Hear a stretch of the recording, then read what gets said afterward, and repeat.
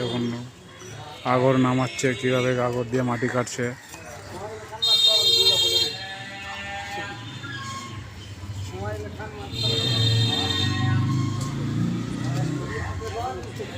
বন্ধুরা, এখানে কুয়া করতে এসেছিলাম। এখানে পাইলিংয়ের কাজ চলছিল, ইট বোল্ডার পড়ছিল নিচে, সেগুলো তুলে দিতে এসেছিলাম। এসে আমরা 5 ফুট 6 ফুট করে ডিপ করে দিয়েছিলাম।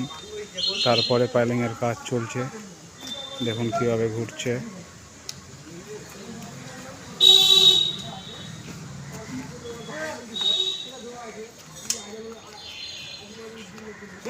আপনাদের যদি ভালো লেগে থাকে ভিডিওটা লাইক কমেন্ট শেয়ার করে দিও। দেখেছেন কত কষ্টের কাজ বন্ধুরা।